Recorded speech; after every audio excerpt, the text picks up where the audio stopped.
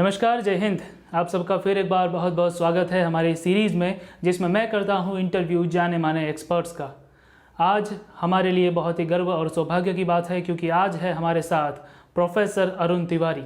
आज उनके साथ बहुत सारी बातें करेंगे, लेकिन आगे बढ़ने से पहले आइए मैं उनका आपसे परिचय करवाता हूँ।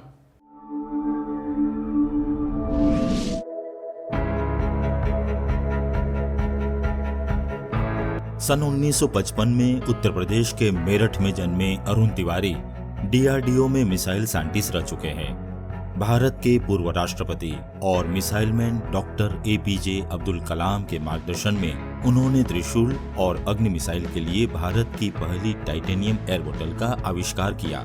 इसके अलावा वे कलाम की कलम और उनके विद्यार्थी के रूप में जाने जाते हैं। उनके द्वारा लिखी गई पुस्तकों में डॉक्टर कलाम की जीवनी विंग्स ऑफ फायर से लेकर Kalam alive, you are born to blossom, India 3.0, transcendence, India wakes जैसी कई अन्य अद्भुत पुस्तकें भी शामिल है। डॉक्टर एपीजे अब्दुल कलाम के साथ अपने जीवन के 33 साल बिताने वाले अरुण तिवारी आज भी कलाम के दिखाए हुए रास्तों पर चल रहे हैं।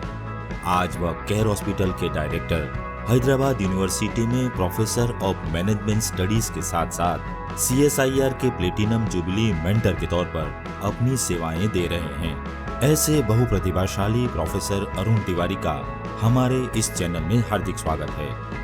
आज हम उनके साथ विशेष संवाद करेंगे। जैसा कि आप सबको मालूम है कि मैं भूतपूर्व राष्ट्रपति डॉक्टर एपीजे अब्दुल कलाम के शिष्य के रूप में जाना जाता हूं। मैंने उनके साथ 33 वर्ष तक काम किया है और उन्हीं के प्रेरणा से मैं प्रमुख स्वामी जी महाराज के पास गया था और ट्रांसेंडेंस किताब वो मेरे हाथ से लिखी गई। तो उन दोनों महापुरुषों के इस जगत से प्रयाण करने के बाद मेरा यही प्रयत्न रहता है कि जब भी कभी उनके विचार और उनके दर्शन को यंग बच्चों के साथ बांटने का मौका मिले तो मैं उसे अपना सौभाग्य समझता हूं। और आज जो आपने मुझे आमंत्रित किया है तो मैं इसी को उस आशीर्वाद की एक कड़ी मानता हूं और मुझे खुशी है कि हमारे माध्यम से बहुत सारे बच्चों को ये सब भावनाएं महसूस करने का मौका मिलेगा। दूसरी बात यह है कि दिलीप, आपकी तरह मैं भी मैकेनिकल इंजीनियर हूं, तो हम दोनों के बीच में ये एक कॉमन बात है। ये तो सर आपका बड़प्पन है। सर आपका बहुत बहुत धन्यवाद। तो आपने अपना कीमती वक्त हमें दिया है इस वक्त।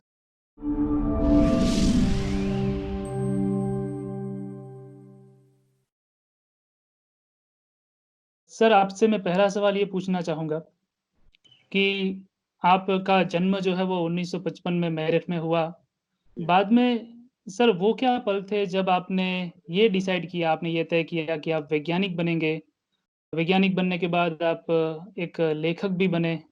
तो एक वैज्ञानिक से एक लेखक और बाद में एक प्रोफ़ेसर के तक का जो आपका सफ़र है, वो ज़रा हमें ज़रूर बताएँ। दिलीप, एक बहुत बड़ा लाइफ का सच ये है कि जब लाइफ हो रही होती है तो उतनी अच्छी नहीं होती है जितनी जब हो चुकी होती है और हम उसको पीछे मुड़ के देखते हैं तो वो एक बिल्कुल परफेक्ट कहानी की तरह लगती है। लेकिन जब वो हो रही होती है तो ऐसा नहीं होता है। तो ऐसा कुछ भी नहीं था कि मुझे पता था कि मुझे क्या करना है। जो भी काम था, पढ़ने का काम था तो पढ़ा। इंजीनियरिंग में उन दिनों मेरिट में सिलेक्शन हो जाता था तो सिलेक्शन हो गया। थोड़ा पैसों का अभाव था घर में, फिर भी पिताजी ने हिम्मत करी तो डिग्री मिल गई। अब उसके बाद भी कोई आइडिया नहीं था क्या करना है। तो हमारे कॉलेज में जीबी पंत यूनिवर्सिटी पंतनगर में है, तो जी। एक टीचर जो है वो अकस्मात रूप से चले गए थे मशीन ड्राइंग के। तो बड़ा क्राइसिस था वहां पर। तो हमारे प्रोफेसर साहब ने ये कहा कि भाई तुम घर जाने की बजाय कल से मशीन ड्राइंग पढ़ा दिया करो बच्चों को। वो मशीन ड्राइंग जो है वो सारी ब्रांच के बच्चों को पढ़ाई जाती है, तो उसमें करीब जी। 120 बच्चे होते हैं और ऊधम मचा रहता है, क्योंकि मैकेनिकल के अलावा और सिविल के अलावा बाकी जो 2 ब्रांचेस हैं वो ऐसा समझती हैं कि उनके ऊपर कोई बहुत बड़ा अत्याचार और अन्याय किया जा रहा है उस क्लास के अंदर। तो मैंने उस चैलेंज को लिया और वो जो उन्होंने 1 सेमेस्टर के लिए पढ़ाने के लिए बोला था, वो 5 साल तक सिलसिला चलता रहा। और उस 5 साल में जो हमारे प्रोफेसर साहब थे, अशोक कुमार गोयल जी, उन्होंने वाइस चांसलर के पास गए और उन्होंने कहा कि ये बच्चा जो है इसने मेरी बड़ी मुसीबत में सहायता करी है और सबसे अच्छी जो सबसे डिसिप्लिन क्लास है वो आज मशीन ड्राइंग की मानी जाती है कॉलेज में। तो अब आप कुछ ऐसा करो कि ये छोड़ के ना जाए, क्योंकि मेरी तनख्वाह जो थी वो 750 रुपए थी उस समय। ना कभी अच्छा। मुझसे मेरे पिताजी ने ये कहा कि तुम 750 रुपए पे कहाँ नौकरी कर रहे हो। ना मेरे दिमाग में कोई ऐसा लालच आया कि कहीं जाऊंगा तो ज्यादा पैसा मिलेगा, ऐसी कोई दिमाग में बात नहीं आई। काम है, करने में मजा आ रहा है तो कर रहे थे। तो वाइस चांसलर साहब ने मेरे लिए एक पीजी की प्रोग्राम शुरू करा, एमटेक का प्रोग्राम शुरू करा डिपार्टमेंट में, और ये कहा कि तुम पढ़ाते भी रहो और पढ़ते भी रहो। तो इस तरह से मेरी एमटेक भी हो गई। जैसे ही मेरी एमटेक पूरी हुई तो मेरे प्रोफेसर साहब ने ये कहा कि बस इससे ज्यादा अब यूनिवर्सिटी में रुकना ठीक नहीं है, अब तुम जाओ और इंजीनियर की जो प्रासंगिकता है वो काम करने में है, पढ़ाने में नहीं है। ये मेरे प्रोफेसर ने मुझे बताया। तो तब डीआरडीओ में कुछ पोजीशन आई थी, अप्लाई किया, सिलेक्शन हो गया, हैदराबाद आ गया, वहाँ कलाम साहब हमारे डायरेक्टर थे, बस कहानी बन गई। पर ये इतनी कहानी इतनी अच्छी और सरस नहीं थी जब ये हो रही थी। हमें कुछ नहीं पता था क्या हो रहा है, लेकिन एक मन के अंदर विश्वास था कि सही काम करेंगे तो सही जगह पहुंचेंगे। बस उस सहारे चलते चलते यहाँ तक आ गए।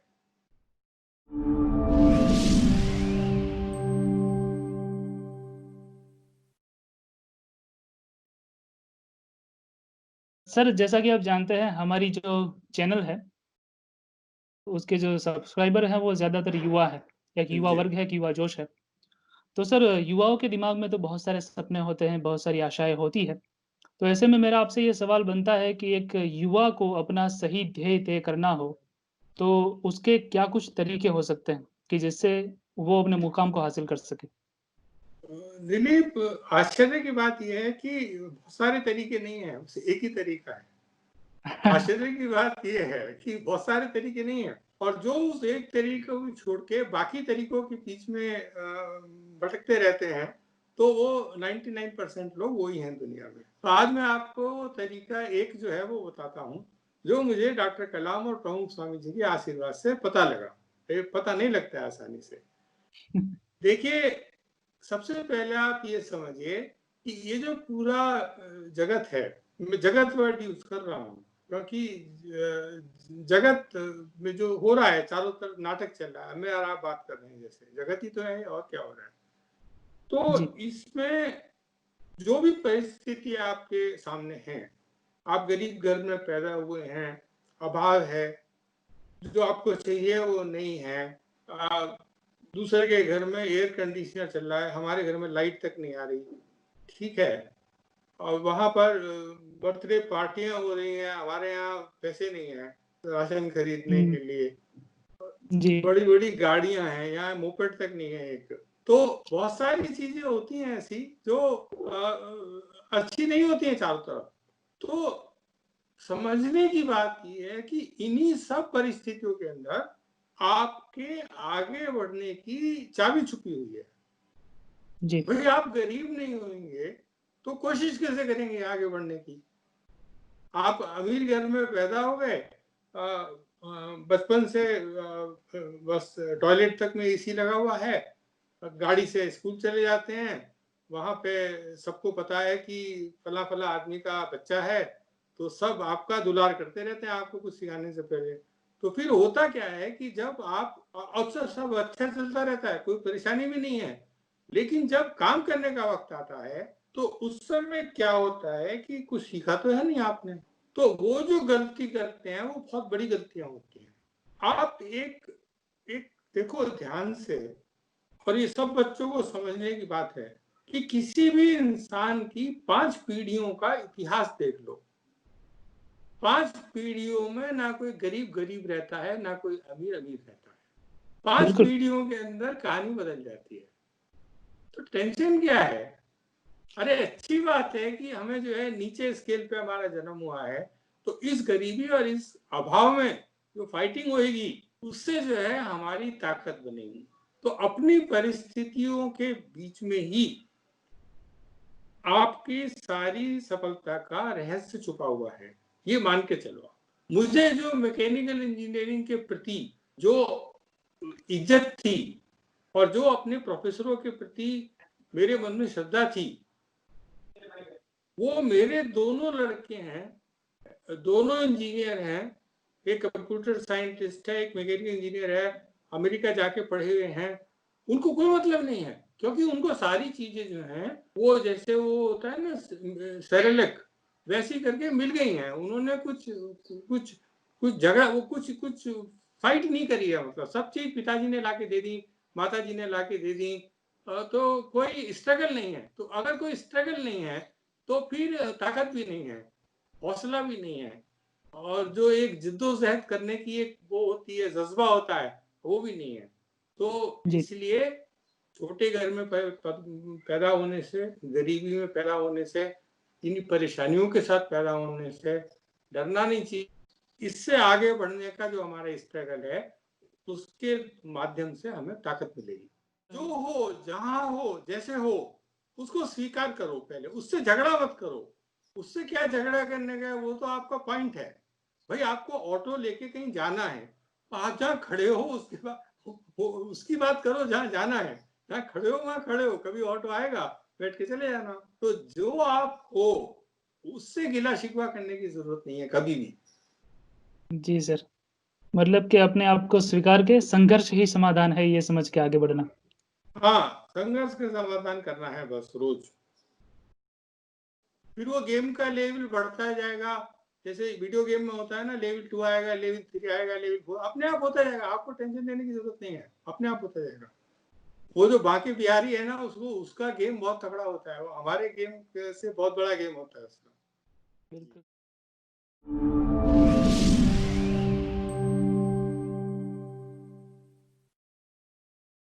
सर, एक शिक्षक के तौर पर हम ये ज़्यादातर देखते हैं कि बहुत सारे विद्यार्थी ऐसे होते हैं जिनके पास रोज़मर्रा की पढ़ाई से कुछ टैलेंट जो है वो अलग-सा होता है। वो पढ़ाई में अच्छे नहीं हैं, लेकिन दूसरी सारी चीज़ों में बहुत अच्छे हैं। लेकिन जब बात आती है परिवार की, तो परिवार में लोग कहते रहते हैं कि पढ़ो, पढ़ो, पढ़ाई के अलावा और कुछ है नहीं, और उसको अपने टैलेंट की ओर जाना है। तो ऐसे में उस युवा के लिए डील करना कितना मुश्किल हो जाता है, और ऐसे में उसको क्या करना चाहिए कि जिससे वो पढ़ाई भी ये अच्छी आपने तरह बड़ा से कर ले? अच्छा और ये आपने बड़ा अच्छा सवाल पूछा है, और इसका जवाब बहुत स्पष्ट है। और इसका जवाब मेरा अनुरोध है कि सब बच्चे समझ में ना आए तो भी मान लें, क्योंकि कई बात ऐसी होती है जो बचपन में समझ में नहीं आती है। तो वहां पे मान लेना चाहिए कि समझ में नहीं आ रहा है मगर मान लिया, गुरु जी कह रहे हैं तो मान लिया। तो एक तो गुरु में विश्वास होना जरूरी है, हर चीज समझ में आना जरूरी नहीं है, पहली बात तो ये है। सही। तो इसका उत्तर ये है कि शिक्षा जो है वो एक इमारत की नींव की तरह है, और अगर आप बिना शिक्षा के टैलेंट लेके चलोगे तो वो आपकी टैलेंट कभी ना कभी आपको ऐसी जगह ले जाके मारेगी कि आपको समझ में नहीं आएगा कि क्या करो। जी सर। लेकिन अगर शिक्षा की नींव बड़ी हुई है, बुनियादी शिक्षा आपके पास है, अगर आपने इंटरमीडिएट ग्रेजुएशन कर रखा है किसी फील्ड में, तब आपकी टैलेंट जो है परवान होकर फैलेगी।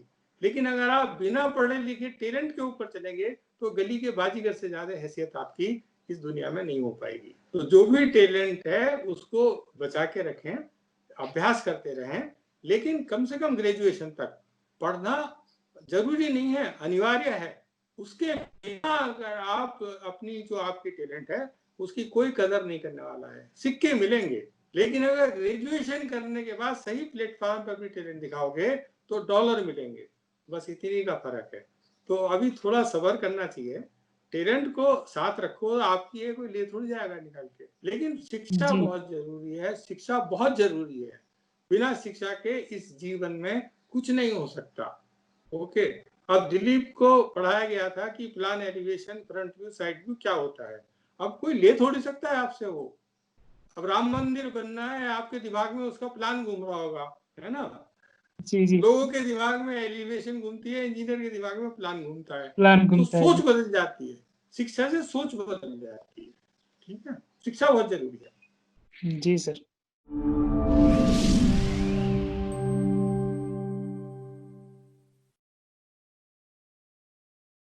सर अब आते हैं जून 2006 में, जब डॉक्टर कलाम जो है वो बीएपीएस के इंटरनेशनल स्कूल में पधारे थे। तब उन्होंने विद्यार्थियों को खुद अपने हाथों से करेज यानी कि साहस का जो है वो एक संदेश दिया था, जिसको आपने ट्रांसेंडेंस में भी उसका वर्णन किया हुआ है। जी, तो मेरा आपसे ये सवाल है कि ये साहस जो है उसको लेकर के कलाम सर ने असल में क्या कहा था? वो साहस का असली रूप क्या है सर? देखो भैया, एक अंदर जो हमारे एक अंतर्मन होता है, वो हमेशा गाइड करता रहता है। अंदर से आवाज आती रहती है, ये करना है, भूख लगी है, खाना खाना है, नींद आ रही है, सोना है ना, सबके साथ होता है। अंतर्मन की बात सुनना और उसके अनुसार चलना, यही साहस है। ठीक है, अब आपका एग्जाम है, अब आप पढ़ने बैठे हो, अब आपका एक मित्र आता है और ये कहता है चलो छत पे पतंग उड़ा के आते हैं थोड़ी देर। अंतर्मन कहता है नहीं, ठीक नहीं है, एग्जाम के लिए पढ़ना है। तो उस मित्र को मना कर देना, वो साहस है। ठीक, कोई जी सिगरेट सर। पीने के लिए ऑफर करता है, कोई ड्रिंक देने के लिए ऑफर करता है, कोई गलत काम करने के लिए ऑफर करता है, उसको मना कर देना, वो साहस है। और सबसे बड़ी बात क्या है, सवेरे 5 बजे चिड़िया बोलती हैं, सवेरा होता है, सूरज भगवान निकलते हैं, आंख खुल जाती है सबकी, फिर एक आवाज आती है कि यार क्या है, अभी तो 1 घंटे और सो लेते हैं, फिर चादर मुंह पे चढ़ा देते हैं। तो वो 5 बजे आंख खुलने के बाद खड़े हो जाना और शौच आदि करके बाहर निकल आना और एक राउंड लगा देना बिल्डिंग का, वो करेज है। सही काम करना करेज है, सही काम से भागना वो कायरता है। इसको इससे ज्यादा कोई हाईटेक समझने की जरूरत नहीं है। करेज तो हर मोमेंट पे सुबह से उठ के रात तक दिखाना है। रात के 10 बजे के बाद टेलीविजन के ऊपर पिक्चर देखना कायरता है, मूर्खता है। 10 बजे टीवी बंद करके सो जाना, जिससे 5 बजे उठूंगा। जब रात को आप सोते हो, उसी समय डिसाइड हो जाता है कितने बजे उठोगे। तो आप रात को 10 बजे सोओगे नहीं, सुबह 5 बजे कैसे उठोगे, है ना। अगर आप अपने खाने का ध्यान नहीं रखोगे और गाय भैंस की तरह खाओगे, तो हेल्थ कैसे अच्छी रहेगी।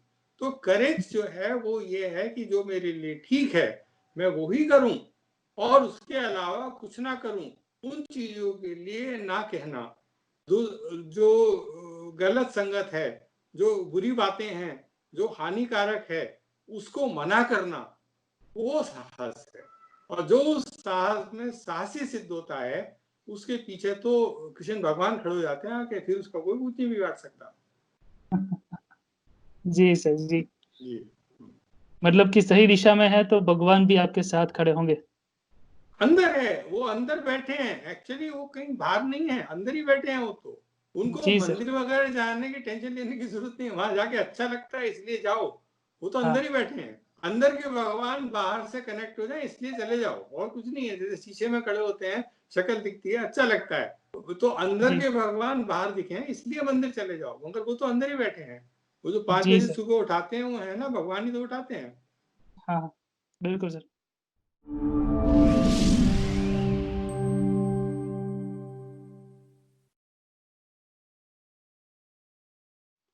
सर तो अगला सवाल मैं ये पूछना चाहूँगा कि आजकल हमने देखा है, साहस बहुत सारे लोग करते हैं, कोशिश बहुत सारे लोग करते हैं। लेकिन जब उनके हाथ सफलता नहीं आती तब वो टूट पड़ते हैं, निराश हो जाते हैं।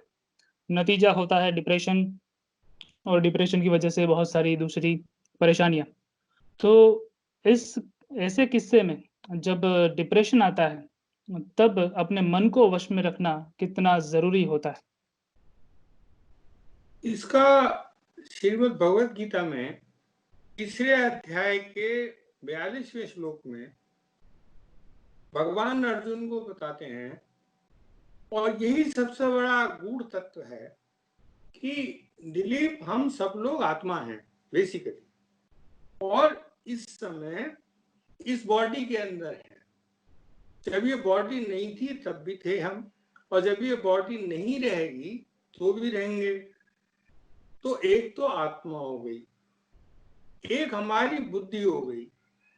मैं अरुण तिवारी हूँ, तुम दिलीप सिंह झाला हो, हम इंजीनियर हैं, मैं यहाँ काम करता हूँ, तुम वहाँ काम करते हो, हम दोनों बात कर रहे हैं, बुद्धि की वजह से बात कर रहे हैं ना। बुद्धि नहीं होती तो कैसे बात करते? किसी ने ये माध्यम बनाया हुआ है स्काइप का और दिया हुआ है तो हम बात कर रहे हैं जी। फिर एक मन होता है कि मन वो बुद्धि से अलग होता है। मन की अपनी कहानी चलती रहती है। और फिर हमारी इंद्रियां होती हैं, आंख होती हैं, नाक होती है, सूंघने को, मिठाई खाने का मन करता है, तो अच्छी सेंट लगाने का मन करता है, अच्छे कपड़े पहनने का मन करता है ना। पांच इंद्रियां होती हैं, वो भटकती रहती हैं। कोई अच्छी चीज देखने का मन करता है, अच्छा खाना खाने का मन करता है, अच्छे कपड़े पहनने का मन करता है। और एक चारों तरफ पदार्थ हैं, पेन है, जूते हैं, कपड़े हैं, घड़ियां हैं, बहुत सारी चीजें हैं चारों तरफ है। तो तीसरे अध्याय के 42वें श्लोक में भगवान ने एक हायरार्की डिफाइन कर दिया कि भैया पदार्थों से इंद्रियां बड़ी हैं, इंद्रियों से मन बड़ा है, मन से बुद्धि बड़ी है, और बुद्धि से आत्मा बड़ी है। ये हायरार्की है, ये कमांड है। तो अगर कोई पदार्थ है, कोई पेन रखा है किसी का, मॉन्ट ब्लैंक का 10,000 रुपए का पेन है, तो आपकी इंद्रियां जो है वो उसकी तरफ आकर्षित हो जाएंगी। कोई पेन रखा है तो फिर मन ये कहे कि भैया तुम्हारा नहीं है, ये किसी और का पेन है, कोई चोरी थोड़ी ना करोगे। मन कहेगा ना ये बात, तो कहना चाहिए उसको। और अगर वो नहीं कहेगा तो बुद्धि को कहना चाहिए कि भाई चोरी करना तो गलत है, कोई जिसका पेन है छूट गया है, ढूंढता हुआ आएगा, उसको दे देना। या एक नोटिस लिख के लगा दो कि भाई किसी का कोई ऐसा पेन खोया हो तो मेरे से आके ले जावे। तो ये जो हायरार्की है, इस हायरार्की का अपने सारे जो चेन ऑफ कमांड है इसका सब बच्चों को सिखाओ कि देखो भैया, पदार्थ से बड़ी इंद्री, इंद्री से बड़ा मन, मन से बड़ी बुद्धि, बुद्धि से बड़ी आत्मा। तो जो कमांड है उससे उसके हिसाब से काम करो, और इसमें कोई गलती नहीं होनी चाहिए बस। तो उसमें कोई टेंशन नहीं है। प्रॉब्लम क्या होती है कि वो जो पहले सवाल में आपने पूछा था कि शिक्षा बराबर नहीं है अगर, तो वो फिर वो गड़बड़ हो जाती है। इसीलिए बड़े लोगों से बड़ी गलतियां होती है, छोटे लोगों से छोटी गलतियां होती है ना। बड़े लोगों से बड़ी गलती होती है ना, बड़े लोगों से बड़ी गलती होती है सर।